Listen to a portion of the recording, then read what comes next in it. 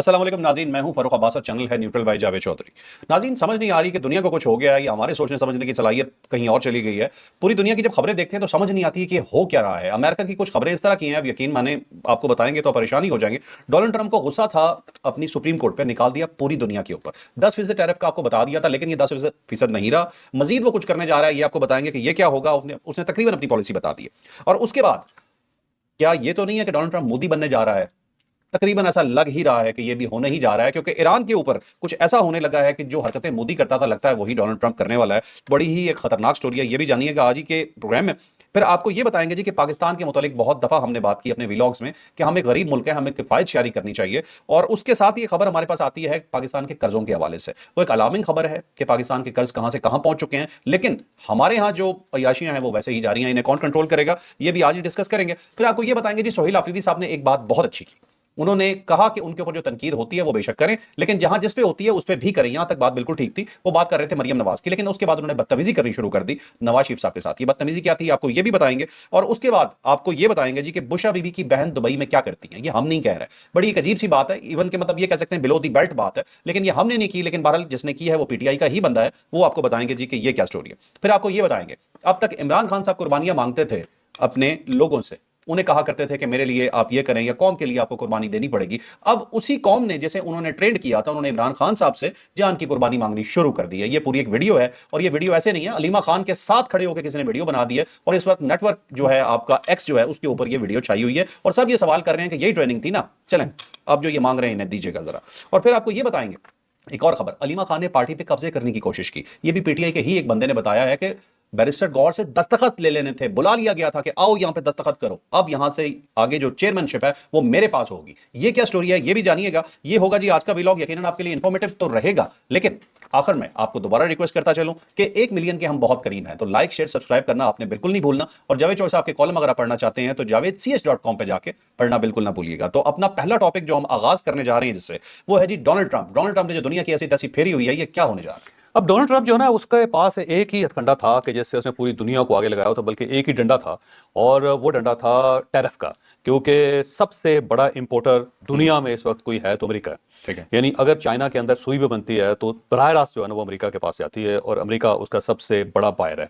मतलब आप आईफोन देख लो, आईफोन सबसे ज्यादा चाइना में बनते थे और वहां से अमेरिका इंपोर्ट होते थे, और उसके बाद इंडिया में बनते थे और वहां से अमेरिका इंपोर्ट होते थे, और वहां से फिर पूरी दुनिया के अंदर एक्सपोर्ट भी होते थे। तो आप कोई चीज़ भी देख लो, आप मर्सिडीज गाड़ी से लेके आप बड़े जहाज़ों के पुर्जों तक देख लो, या फिर उसके साथ साथ आप बहुत ज़्यादा डिफेंस की चीज़ें हैं, या फिर फार्मास्यूटिकल की चीज़ें हैं।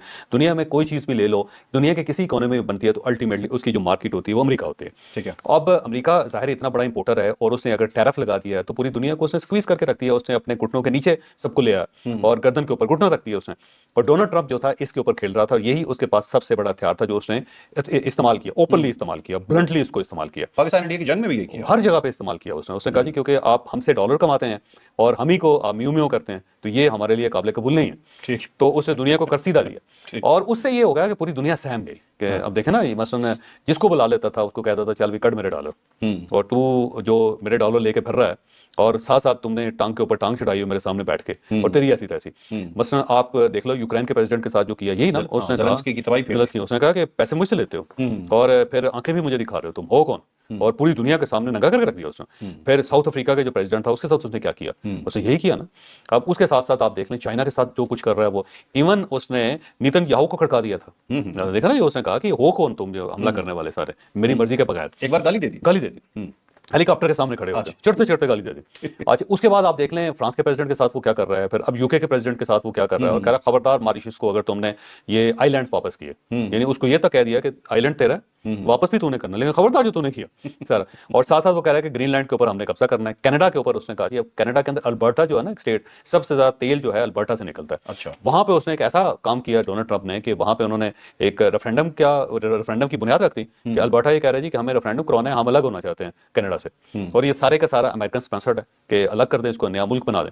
और साथ साथ वो कह रहा है कि 51th जो मेरी स्टेट है वो कनाडा कनाडा है। तो इस टाइप का जाहिर है उसके पास एक ही हथकंडा था, एक ही उसके पास हथियार था, वो टैरिफ था, जो मुल्क उसके सामने खड़ा होता था उसके ऊपर टैरिफ लगा देता था। वो कहता था मैं 200% लगा दूंगा, चलो कर लो जो करना है।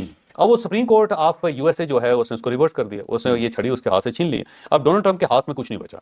तो अब उसको उसके पास दो ही ऑप्शन है। एक ऑप्शन ये है कि वो इसको तस्लीम कर ले, जो हमने पिछले व्लॉग में कहा, सरे तस्लीम खाम, ऐसे कि ठीक है जी सुप्रीम कोर्ट है उसने कह दिया मैं मान लेता हूँ।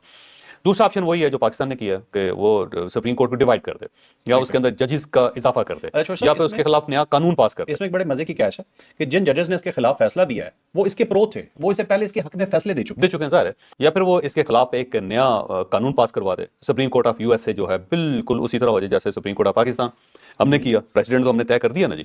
तो अगर डोनाल्ड ट्रंप समझदार हो तो उसे चाहिए कि हमसे मशवरा ले ले, बल्कि उसे चाहिए कि जो हमारे वजीर कानून तारड़ साहब हैं उनको जरा कुछ अरसे के लिए अपने पास बुला ले और उनसे कहे कि तारड़ साहब जरा मेरी मदद कर दें, और तारड़ साहब जो हैं फिर उनकी मदद कर दें, बल्कि दूसरे तारड़ साहब को भी ले जाएं ताकि वो मीडिया मैनेज भी कर लें उनके लिए। तो बड़ा अच्छा दो तारड़ ब्रदर जो है ना मेरा ख्याल है इस वक्त डोनाल्ड ट्रंप को चाहिए, और वो बड़ा जबरदस्त काम हो जाएगा फिर उसके लिए। और अब जाहिर है सुप्रीम कोर्ट ऑफ यूएसए एक डिफरेंट है, पाकिस्तान की सुप्रीम कोर्ट से मुख्तलिफ है, और अमेरिका का सिस्टम भी बहुत ज्यादा मुख्तलिफ है। तो अब ट्रंप के पास ट्रंप का कार्ड नहीं बचा कोई भी। अब उसने 2-3 और काम करने हैं, और 2-3 जो और काम है वो बड़े दिलचस्प हो सकते हैं और दुनिया के लिए खतरनाक भी हो सकते हैं। पहला काम तो उसने ये किया कि उसने जितना टैरिफ वो बढ़ा सकता था, वो जितनी उसकी जो रिस्ट्रिक्शन थी उसके मुताबिक तो उसने किया ना। उसने 10% लगाया, और 10% लगने के बाद जाहिर है उसका झटका बर्दाश्त कर गए। जब बर्दाश्त कर लिया तो उसने 5% और बढ़ा दिया, यानी एक ही दिन के अंदर उसने कहा 10% से 15% कर रहा हूँ, कर रो जो करना है। और साथ उसने कहा ये जो मुल्क खुशियां मना रहे हैं ना जी कि हमारी सुप्रीम कोर्ट ने हमारे खिलाफ फैसला दे दिया, अनकरीब उसने कहा जी रोएंगे, इनको पैसे देने पड़ेंगे, ये ऐसा नहीं है कि हम इसको आसानी से बर्दाश्त कर दें। और साथ उसने कहा जी इसकी अप्रूवल करवाऊंगा मैं। अप्रूवल से मतलब ये है कि कांग्रेस में लेके जाएगा, वो लॉबिंग कर रहा है, साथ उसने कहा मेरी टीम लगी हुई है। तो इसका मतलब ये हुआ कि वहां जो वाइट फोर्ट है उस सब के साथ वो लॉबिंग कर रहा है, और लॉबिंग करके और दूसरी पार्टीज जो उसके मुखालिफ भी हैं या उसके मुखालिफिन भी हैं या उसकी अपनी पार्टी के अंदर जो मुखालिफिन है उन सबको भी अपने साथ मिलाएगा, अपनी साइड पे रखेगा, और वो सब मिल मिला के वहां पे हो सकता है कानून पास करवा लें। वो ये जो अप्रूवल होगा ये 15% के अलावा है ना, वो तो पुराने टैरिफ की तरफ जा रहा है। नहीं, वो बेसिकली ये करेंगे ये कि जी जो प्रेसिडेंट ने ऐलान कर दिया है वो एज इट इज चल पड़े, सुप्रीम कोर्ट ऑफ यूएसए जो है उसका फैसला जो है उसको तस्लीम ना रिजेक्ट हो जाए, और ये कांग्रेस कर सकती है, दुनिया जहान की पार्लियामेंट्स कर सकती है। मतलब ट्रंप का फैसला अप्रूव कर दे कांग्रेस, और उसके बाद फिर सुप्रीम कोर्ट का जो फैसला है वो फिर नल एंड वाइड हो जाएगा। ठीक है। लेकिन वो तो उनके कानून में है ना, अगर वो कर दे, अप्रूव कर दे कांग्रेस, तो मसला खत्म हो जाएगा। खत्म हो जाएगा, अप्रूवल करवा लेगा, मुझे लगता है अप्रूवल करवा लेगा। और इस दौरान अगर अप्रूवल नहीं होता और वहां पे मामला डिफिकल्ट हो जाता है, वो फंस जाता है, तो फिर उसके पास एक और कार्ड है कि अपनी कौम को अपने पीछे लगाए, पूरी दुनिया के अंदर दोबारा खौफ फैलाए, और वो खौफ जो है ईरान के ऊपर हमला है, क्योंकि वहां पे मिड टर्म इलेक्शन भी होने वाली है अमेरिका के अंदर, और इलेक्शंस में ये हार जाएगा बुरी तरह, क्योंकि इस वक्त लोग बहुत खुश नहीं है, बेरोजगारी बहुत ज्यादा होगी, महंगाई बहुत ज्यादा होगी, फिर उसके जो फैसले हैं उसको सुप्रीम कोर्ट ने उड़ा दिया है। तो ये सारी चीजें मिल मिला के उसकी इमेज को खराब कर रही हैं। तो हो सकता है कि ये इलेक्शन जो है उसमें मार खा जाए वो उसकी पार्टी, और पार्टी ने भी फिर फौरी तौर पर डंडा निकाल लेना।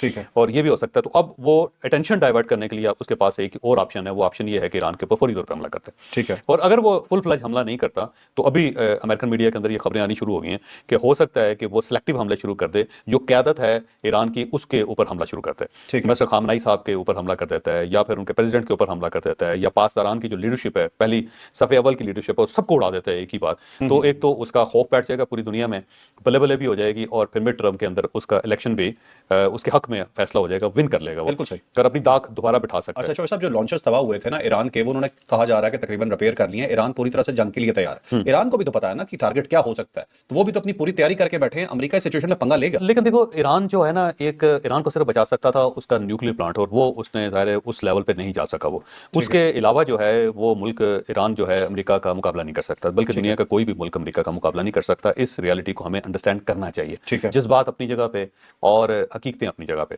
और फर्ज कर लो कि अगर ईरानी कौम जो है वो बर्दाश्त कर भी जाती है तो कितनी लाशें उसको उठानी पड़ेंगी, ये भी तो देखें ना जी, अगर पूरा इंफ्रास्ट्रक्चर तबाह हो जाता है।